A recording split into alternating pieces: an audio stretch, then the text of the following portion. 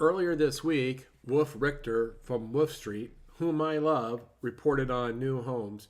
And in his article, just from a couple days ago, he details how prices are sliding, inventory is growing, and margins are shrinking. And there's some really interesting insights in his article. But some of the headline things to begin with is that we're getting to really elevated levels of new homes for sale at all stages of construction. We definitely have far more standing inventory than we've had for a few years. We, but at the same time, the median price for homes sold is really dramatically dropping. And he has some insights into that, specific to a couple of builders that we're going to talk about. But let me give you the exact data before I get to the insights, and then I'll show you the article. But there's now 505,000 new homes for sale. That's the highest number since October 2007. It's up 8.1% year over year, and it's up 54% since 2019. So the inventory of new homes for sale has increased over 50% in the last 6 years.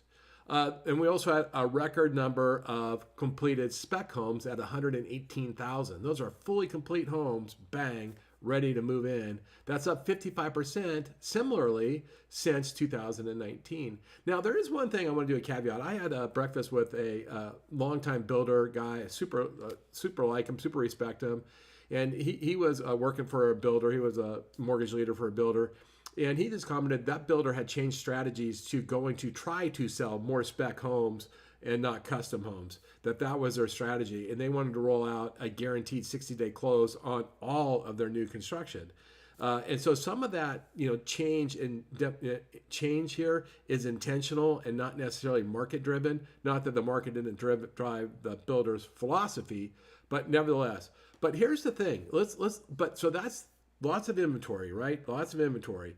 But, the median contract price are dropping. And year over year, the median contract price for new homes is down 5.9% to a median price of $403,800. Now, here's the thing. Here's what's really interesting.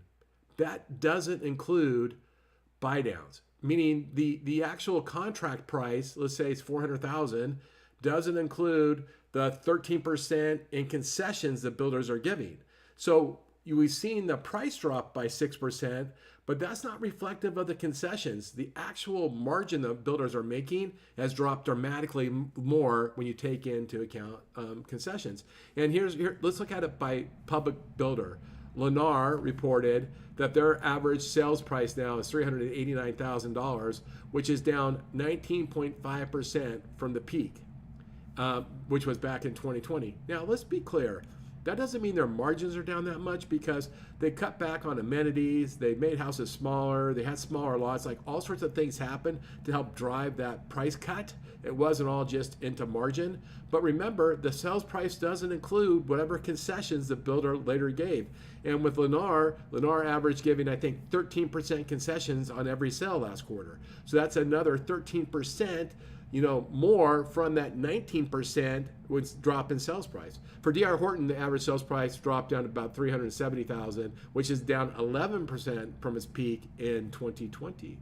And if you look at it regionally, just the South right now has a glut of homes for sale. It has 312,000 homes. That is a record. It's a record since they've been tracking, and it's up a whopping almost 80% since 2019.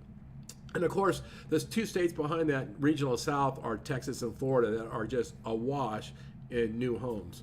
Now, as we look at this, and we try to figure out what's happening, one question we have is how do we reconcile new home prices are down 9%, but resale prices are up 2%? Well, the answer lies in the fact that a seller doesn't have to sell their home.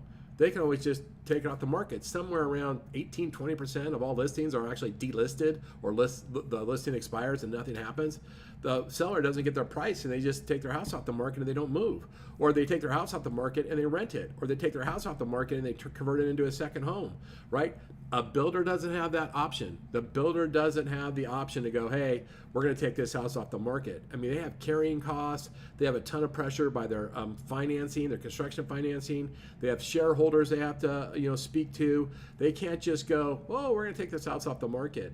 And the other thing with the builder is they have a machine to feed. They have tens of thousands of employees, and they have all sorts of contractors. They have this giant machine to feed. They have to put out houses, and so they have to figure out how to sell houses in any market. And that's why you see them be more aggressive on price, not only price cuts, but building more affordable houses, doing more concessions, doing the mortgage rate buy downs, right? Because they got to sell homes. And what's resulted in is we've seen in the shareholder meetings, the quarterly shareholder meetings, results is that on some of these public companies, their margins are getting down to really lows at 17-18%, and they're forecasting for them to drop even more. Because they got to sell homes. But because the cost of not selling homes, the cost of carrying land, the cost of carrying all these things, the cost of feeding the machine is so expensive. They have no choice but just keep selling, keep building, and keep selling. And some of them, like Lennar and KB Homes, they want market share, so they like this adverse market. This is a time that they can put their foot on the throat of their competitors, while their competitors are suffocating for oxygen. Lennar, KB, and to some extent D.R. Horton, they're just going to keep building and gobbling up market share. It'll be really interesting to see what happens. Now, I'll end with this. The reason why does it matter to us? Well, there's a few segments in the market that sometimes, loan officers and real estate agents have been somewhat cavalier in serving. Sometimes it might be a first-time home buyer, it might be a down payment assistance buyer, or it might be new construction. Some of those places before we've gone, hey, the new construction's a closed market, I don't want to compete for it, it's hard to get business, or first-time home buyer is too difficult, it takes too long, or somebody with a down payment assistance, we don't make any money and it's 3 times as amount of work. Well, in today's market where transactions are scarce, we can't afford to turn our back on these opportunities. Builders have a real need right now. They need to move homes. If you're a loan officer or a real estate agent and you can help builders in your market, whether they be public or regional or just fill-in builders, if you can help them move product, if you can help them sell their standing inventory, you will be a hero and you will win business. And so I just suggest, look, let's not turn our backs on this business. The other thing is, by the way, builders are now building more affordable houses for customers who are trying to get into homes, right? They're building more affordable houses for first-time home buyers. Let's not turn our back on that as a solution for our clients, our borrowers, our buyers, or let's not turn our back on that potential referral opportunity, even though it's been a tough nut to crack in the past. So that's my message today. Boy, I hope you're having a great week. I appreciate you giving me a few minutes of your time. I did do a social media post on this on LinkedIn. I post regularly on LinkedIn on articles, content like this, with links to the source articles. I will put a link to Wolf's article in my notes below here. But with that, I hope you're having a great day. I really appreciate you giving me a few minutes of your time. Thanks.